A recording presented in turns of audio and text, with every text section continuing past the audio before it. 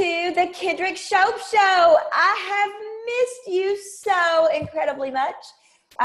We're in a brand new office, in a brand new house, in a brand new everything here in Bentonville, Arkansas. And problem number one is the office has hardwood floors and I have a terrible echo, hence the headphones until we get carpet down. So if you're wondering why I have on earphones, I'm in my pretend to be a disc jockey stage today. It is my honor to have Tracy Crossley here with us today, and she is going to tell you how to make more money using energy. Businesswomen, welcome, Boss Lady Tracy. Thank you for being here. Thank you for having me. I'm really excited to be here. Oh, it is my total pleasure. You know, one of the things I do, Tracy, is I give people really tangible steps through selling to make more money because, as you know, the definition of selling is the exchange of money for a product or service. And so when I first discovered that there's this whole other component of making money that isn't necessarily about the tangible steps, I was like, wait, what are you talking about? Energy to make more money? Is that even possible? But it is, right? Yep, it is. Yeah, I can't wait. So we're going to dive into energy. We are going to dive into making more money, and we are going to just have a great time here today. So thank you for being here. You know, Tracy, the first thing I'll confess, probably our audience knows more about energy, as I told you before the show, than I do. I know it's there. I know it exists. Probably one of my first memories of even knowing that it existed came later in my life, probably my mid-30s after I had Hallianna. And I realized that when I was panicky, and I was a panicky mom, she was panicky. And when I would calm, she would calm. And now I see it when her daddy walks in the door, she's wild as a buck. I mean, we could be like vegging out on the couch. The only thing that changes is he walks in the door. And I'm like, oh my God, leave that energy outside of my house. And my husband is like, what are you talking about? So it exists, right? I mean, you can literally walk into a room and feel it and see it and experience it. But why do we lose that? Why did it take me 30 years to even know that? I assume I was born innately knowing that energy existed. So what happens?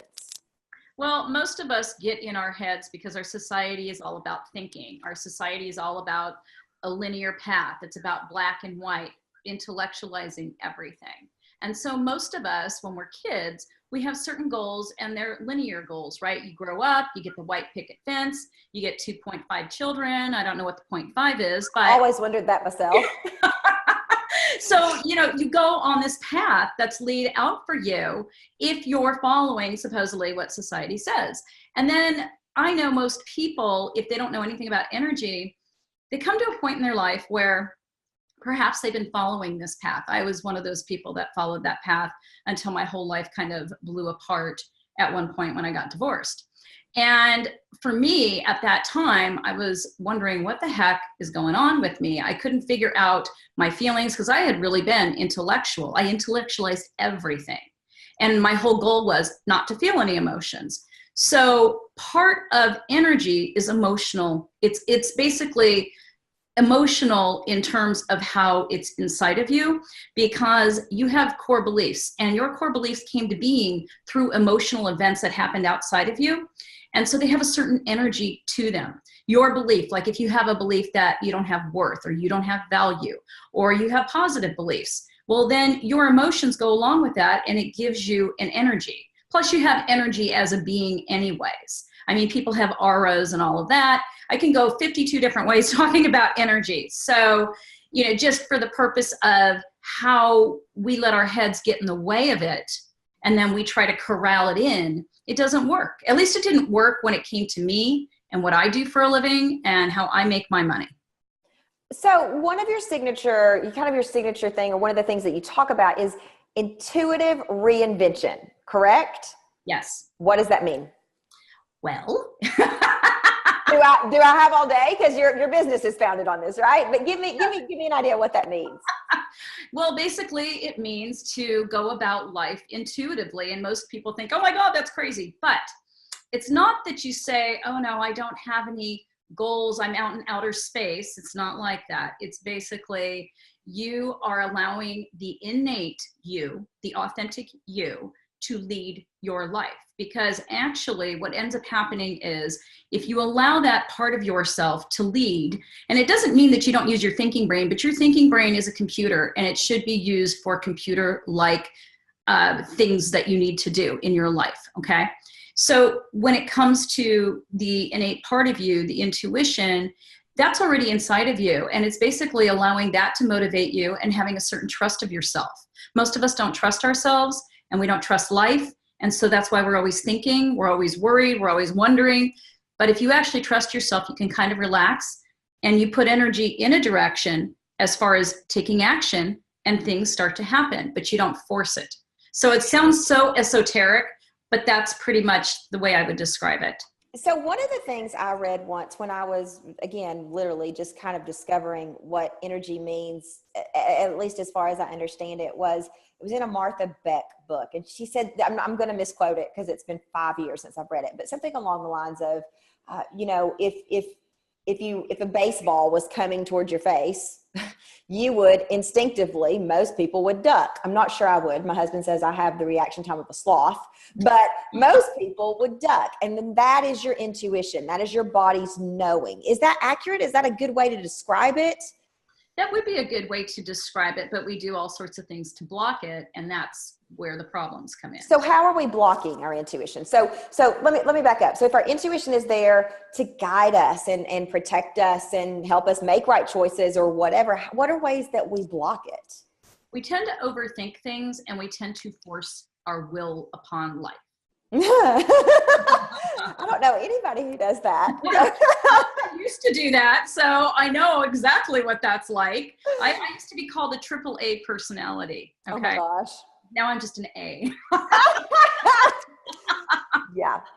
So yeah, I want to talk about this because there's a fine, and I don't know what the line is, so maybe you can help me since you went from AAA to just A, but there's a fine line between, force your will on life.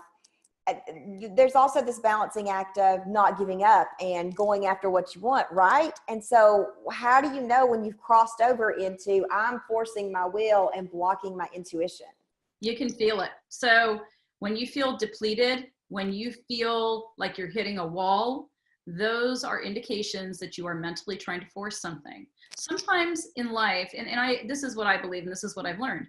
I have no idea what wants to come through me to basically be the next step in my life. Now, I have certain preferences as to what I want that to be. Obviously, I do have goals, but I don't know how I'm going to get there. And I leave that open. So what that means is I start to go in a direction. I start to do the things that would make sense towards that goal. But I'm not hooked into an outcome that it has to be a specific way. I sort of let life guide me. And it turns out a hell of a lot better than if I was forcing my will, because usually if you're forcing your will, you're doing it the same way you've always done things. And so if you really want to have a breath of fresh energy in terms of the creative energy inside of you, because we're all creative, then you have to learn to trust that there is a path that you may not know and how you're going to get there. And it could turn out a lot better than you ever thought it would. Okay, so let me ask a really specific question. So let's say that I am which is true, I am planning a sales school launch and I want to make, I'm just going to give some astronomical number, $100 million off of sales school launch. That's my goal. And I am taking the steps that I know to take to get there. How do I not be attached to that outcome? I mean, if I'm expecting to make $100 million, which I'm not, by the way, I use that number on purpose, but $100 million and I only make 1,000. How am I not attached to that outcome if I've spent a whole year planning towards that and it doesn't turn out the way I hoped it would? Right. Well, you would obviously have to deal with the disappointment of that. And the problem is that most of us, we get caught up in that number. Like, why do you need it to be that number to begin with? I'm not saying it's wrong or you shouldn't have it, but what I'm saying is I usually know why I'm choosing something. If I'm choosing, I'm in business and I have programs I launch and obviously I'm making money. And so I don't get tied up in, like this year I have a certain goal financially and I just know inside I'm going to hit that goal. But I'm not tied up in it like, oh my God, if it doesn't happen, I'm going to lose my mind. I can feel it. Okay, so can I ask a follow-up question to that? Sure. So tell me about, that makes perfect sense to me. I understand that until you've got somebody who's got maybe too much skin in the game. So let's say somebody's launching towards whatever and they've put $100,000 on Facebook ads. So they put their life savings into this. Maybe that wasn't a smart choice, whatever. Maybe they thought they were trusting their intuition. I don't know. But now it's not just, I didn't hit the number. It's this little bit of, oh, mother of God, I not only didn't hit my number, but what do I do now? I've made a choice, a decision that didn't turn out the way that I thought it would turn. I didn't hit the number. Then what do you do? Well, there's a couple things in being an entrepreneur, since I've been one since I was about 7 years old. The thing is that there's no such, you're not dead, okay? So it doesn't mean game over. It means that perhaps there's something else that you are going to need to be open to. I mean, it's not the be all end all. And when people get so tied up in that, that's where you screw yourself, because you're basically limiting what can happen. I understand that perfectly. And if I understand that, that means everybody understands it. So we're good there. Okay, keep going. So you said there are a couple of things. Sorry about that. No, that's okay. That's okay. So basically for me, because I've had a million things that I find have been disappointing. So when I've done something like that, because I have put programs out there and they have failed, but I don't look at it like, oh my God, it's a total failure. I look at what meaning I'm giving to it. Because if you set a goal, you have a certain meaning you're tying up in it. And you got to go, why? What is my meaning? Is it that it's going to give me a sense of validation? Is it that I really feel like I've got to excel, from here to here in, 6 months? What is it? You have to know what it is that drives you. And either it's an innate motivation, okay, which I call passion, or it's a drive, which comes from some kind of dysfunctional belief that you have. So which one is it? Like what? Give me an example of a dysfunctional belief you might have. Someone might have. I might have. I've got plenty of them. So, when I was in business years ago, I was completely driven. My whole focus, I was a workaholic. I was always working. Okay. But don't ask me what goal I was actually trying to get to. It was this drive to get up every morning and to fill my head with problems and solutions. And that's what would get me going, where I could just ignore what was going on inside of me. I could ignore other parts of my life too. So often when you get so tied into something outside of you like that, you're looking to make yourself feel better. And when you don't make yourself feel better, that's when you get so disappointed. Instead of having, I would say expectations that are in alignment with what you're doing. In other words, enjoy the freaking journey. Because my grandmother is so funny. My grandmother used to do that. When she would get frustrated, she would go, oh. And I completely agree with you. However, I used to have a pillow that somebody gave me that said, embrace the journey or enjoy the journey. And one day I looked at it and thought, I flipping hate the journey. I don't want to enjoy the journey. I want to be there already. I get it. Yeah. So I interrupted you, but and I've done that a lot because I'm soaking in everything you're telling me because it's brilliant, and it is such a shift in the way that a lot of us think. And it's as I said, I'm learning. I'm a student of this, and I want to know more because I believe in it. I know that it exists, but I have lots of questions. So how do you enjoy the journey when the freaking journey isn't fun?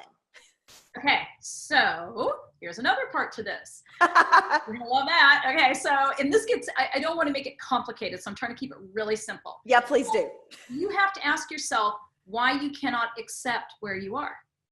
What's wrong with where you are? Most people struggle with where they are their whole freaking life. In other words, I've had clients who have been very successful. And I had one in particular, he was in another country and he was in wealth management, and his deal was everybody always wanted to do business with him, like in heads of state wanting to do business with him. And he would start to do business and it would become successful. He said, I'd climb the mountain, I'd get to the top of the mountain, and everything would be, oh my God, we're so successful. We've made all this money, so on and so forth. And then he'd be looking around going, okay, now what? What's next? Yeah. And then he would always be getting to the top of the mountain, hoping for that sense of fulfillment, and it never came.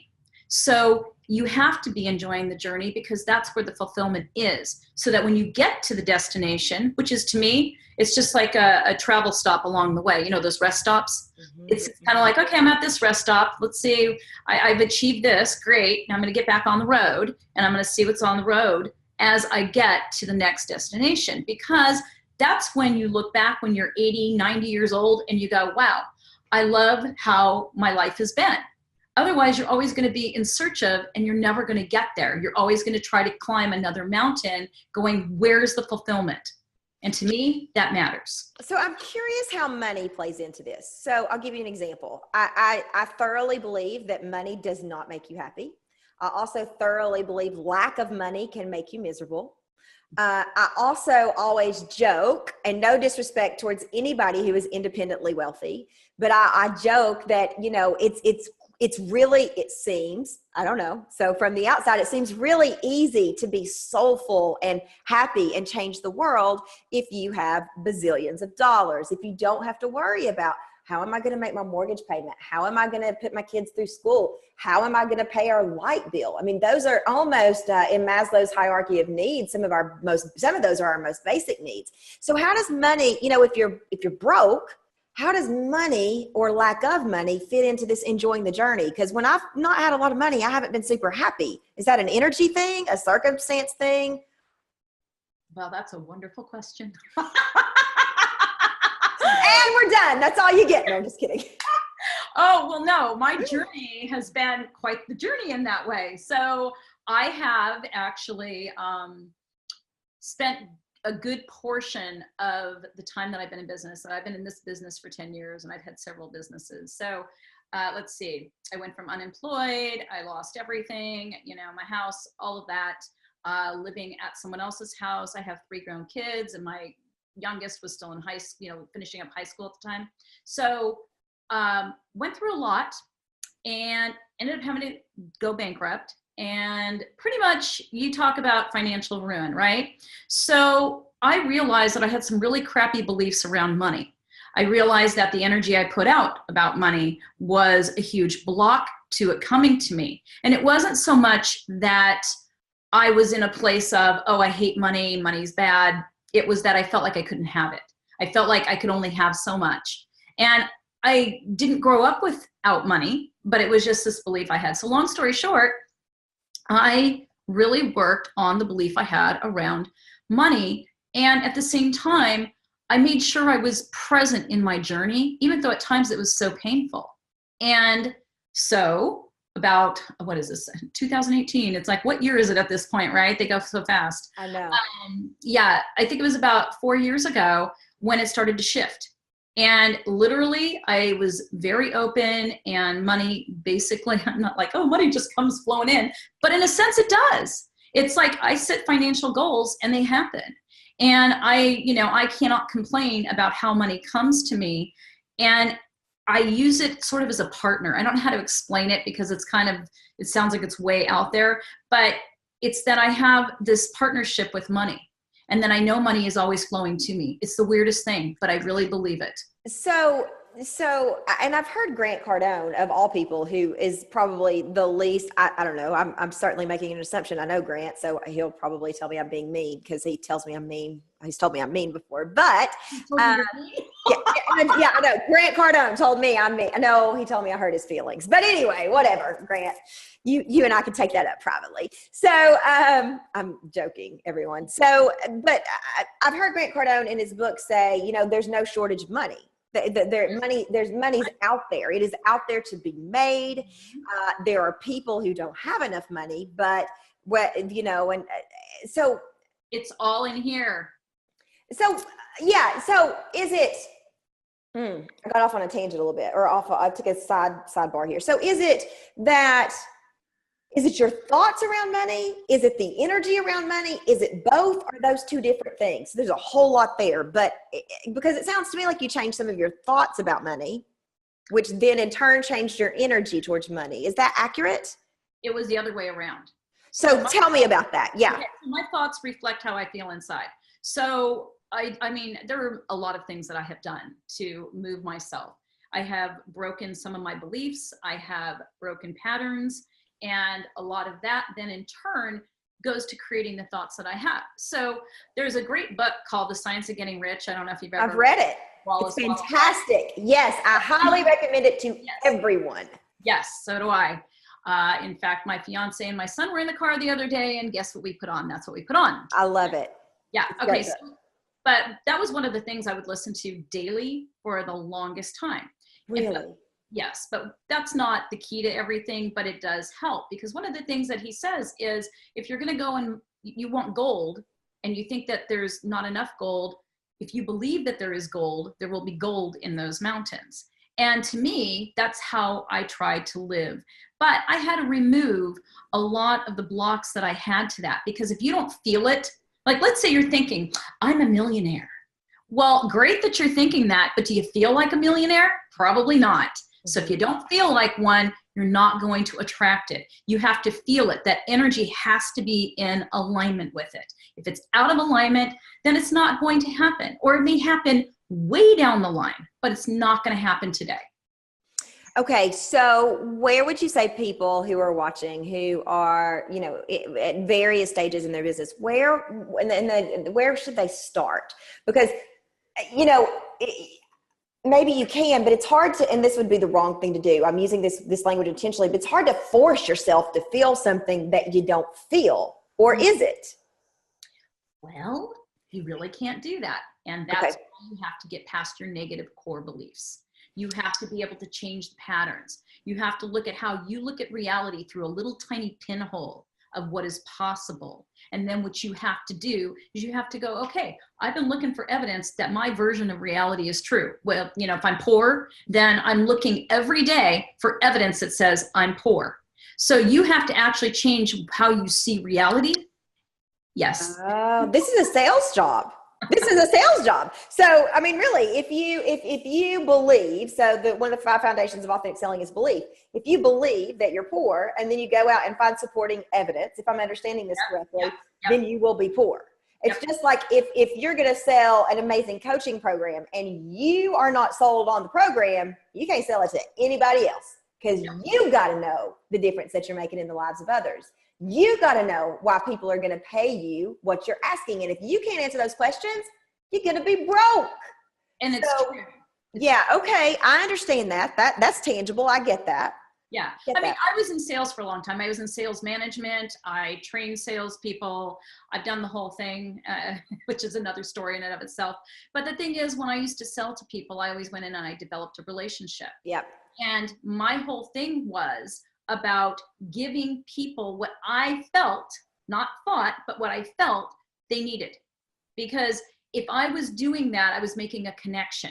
And I was never shoving anything in their face going, oh, you got to take this, you got to do this, this is the best thing for you. It was never like that. And I probably have that in me still, because I feel like what I do is valuable, as in what I create, because it comes from a creative place. It doesn't come from this drive, like I've got to do it. If I don't do it, everything's just going to go to crap in a handbasket. So I really look at where it comes from. And that's where people have to look. Where is your motivation coming from for this outcome you're saying you want to have that seems so impossible in your life? And then you have to work on how you see the reality. So where's the motivation coming from? So I'm going to throw out some possible motivations, and you tell me, okay, you tell me what to do with that. So let's say the motivation is, I want to make money. I want to support my family. I want to provide for my family. I want my daughter to be able to go to Harvard. What do I do with that? Okay. Well, first of all, you have to look at why you want it. So the importance of it, right? So you've got to know, well, why is this important to me? And this is not a mental question. It's more of a feeling question. A lot of people, when they're trying to prove something to other people, for example, which is a big reason people need to set those kind of goals. It's not the only reason. But if it's about proving something to other people or being in competition with other people, because again, competition versus creation, and that's in that book as well, it's that you end up with a very limited outcome, and you're going to be lucky to get there. It can feel like you're scraping to get there. It is, to me, a horrible journey. So if I am in a place of, wow, you know what, I'd really like my kid to go to Harvard, then it's kind of out there. And then what I do is I make sure that my motivation is in alignment with whatever comes that I need to do. I mean, there's a lot of synchronicity in this world, and not that I'm telling people to go base a business on synchronicity, because I am a thinking person as well. It's not that I'm completely out there, but it's that you have to understand why you do what you do and why you want what you want. Yeah, I would agree with that 100%. And I think that, what I have learned after doing this business for 6 years is that is evolving for me anyway. And I just feel like recently, I mean, like in the last week or two, I've gotten even more clear on that just by, I mean, it's always been about helping people, but there's this new passion that's been ignited in me about, no, actually it's your obligation. Your people are suffering, not mine. Everybody's, my customers' people are suffering. And every day that you don't sell them, every day that you don't raise your hand and say, this is how I can help, we're allowing them to suffer, whether they want to build a business, whether they want to lose weight, whether they need to work on their energy. It is your obligation to serve. And that's what I think has been missing. I'm kind of like on fire, like a Southern Baptist preacher about this. So I get it. So, okay. So there's one motivation. Let's throw a few more out, a few more that I've heard. So what if the motivation is, I want to help people. I want to impact the world. How do we unpack that?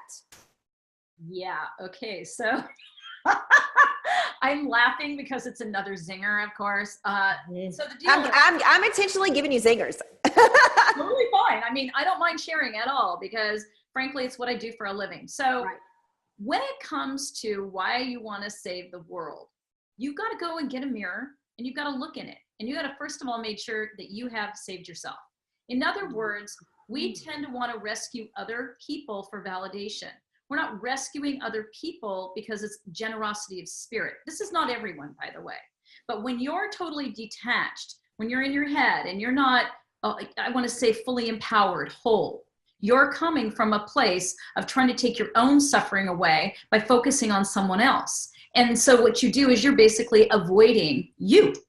And you don't want to avoid you. You want to know, well, why do I want to go help people? I help people every day.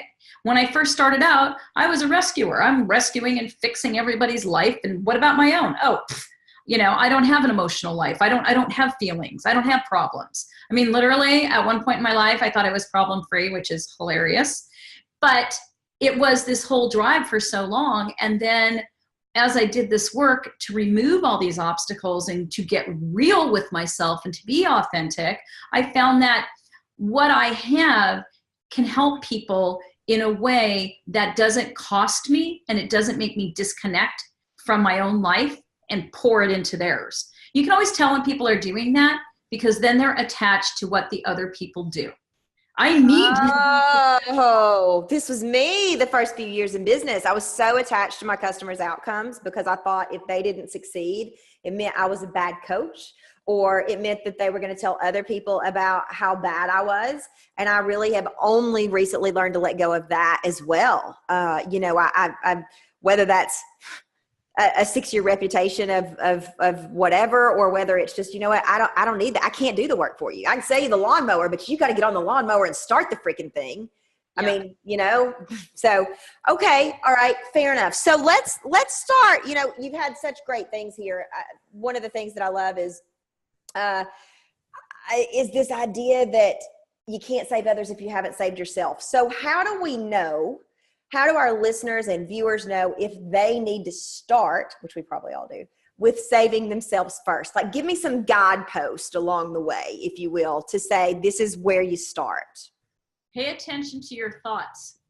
If your thoughts are about other people all the time, whether it's what they're doing, whether it's how they're going to judge you, whatever it happens to be, if your head is filled with other people, you are not connected to yourself. There are no original thoughts going on. See, there's a difference between being in reaction to what you think might happen because of other people versus taking action. Action is innate. Action is tied to your energy. Action is not decided because of what's going on outside of you. It's decided because of what's going on inside of you. So if you pay attention to your thoughts and you're like, oh my God, all I'm doing is thinking about all these people all day long, then what you have to do is you have to not abruptly go, oh, well, I'm not going to think about that anymore. But you want to take yourself and go, all right, I'm going to focus on me, and then see how hard that is. When you see how hard it is, you're going to go, oh my God, I'm having such a hard time doing this. Now what? Then you're going to distract yourself, or you're going to numb out, or you're going to do whatever you can to not feel what's going on inside of you. You have to keep redirecting it to know what is going on inside of you. You have to feel your feelings. You have to know what is driving you. You have to know why you seek validation from other people. There is a term called self-validation. To do that, these are just 2 basic ways that I'm saying just to start looking. Yep, that's what we're looking for. Yep. Yeah. Because it's much more than that. And that's hard enough. Like if you start doing it, you'll go, oh my God, I had no idea. And you might even be overwhelmed by it. Yeah. So, yeah. So, okay, last question here. So one of the things that I said we must tap into is this whole money thing. So you said, one of the things that you've learned to do is I need another client and another client shows up, or I need another this and this shows up. For anybody watching who says that sounds like magic, how do we get that magic in our life? I want me some of those magic beads. How do we do that? Well, it goes back to something you said. Okay. So I like that though, the magic beads and, and setting up an altar and doing all this other stuff. And, that's great. If you believe it will work, it will work. But there's something in you that says it won't work and it won't work. So basically, for example, I've had things that I've offered business-wise and haven't done very well. And I have found when they don't, it's because I am not totally in. I'm not really believing in what I'm either putting out there, which is what you were talking about. I'm not really in it. But when I say things like, you know what, it'd be great if I had another client, and I say it just like that, and I'll forget about it. And then hours later, I'm like, oh my God, I got another client, because I have a total open pathway to it. First of all, I totally believe in what I do. I don't doubt what I do. I know what I do works. So I have a confidence that I carry about it. I think that also helps, because in the beginning, I didn't even know what the hell I was doing. And people are like, oh my God, what you do is great. And I'm like, what is it I'm doing that's great? Yeah. I didn't really get it. So it really is about being in alignment with yourself. When you're in alignment with yourself, you can draw anything to you. I could tell you stories about the things that I have drawn to me by really being authentic. And authentic isn't all positive, by the way. Authentic is accepting that you have negative emotions and feeling those negative emotions. It is about being real, not fake, because you will never draw anything to you that is of value, that you will value, that you'll feel fulfilled by if you are in a place of not being authentic. I love it. I love it. That's fantastic. So Tracy, who, for anybody listening today, I know that you have a group coaching program that's on your website, or that they can find out about through going to your website, which we'll hyperlink here. But who is somebody, like, it would tell me what your customers may be sitting there saying to themselves, people that need to hire you, people that you were put here on this planet to help. What are they thinking? What are they doing? What are the signposts to direct them to say, you know what? I need Tracy's work. Okay, so the biggest thing is, if you find that you spend all your time in your head playing back and forth, should I, shouldn't I, should I, shouldn't I, should I, shouldn't I, and then you stay stuck, that basically is something that most of my clients come with. There is a complete aversion to feeling one's feelings. There is a way that they live where they're constantly strategizing mentally what they're going to do next. I get a lot of type A's. I get a lot of people who avoid. So in terms of they'll be in their head living their life, and yet nothing ever comes out how they want it to. Even if it looks okay to others, they're not feeling okay with it. And so it's like they're stuck in this loop, like Groundhog's Day, over and over and over again. And those are my people. You heard it here first, ladies and gentlemen.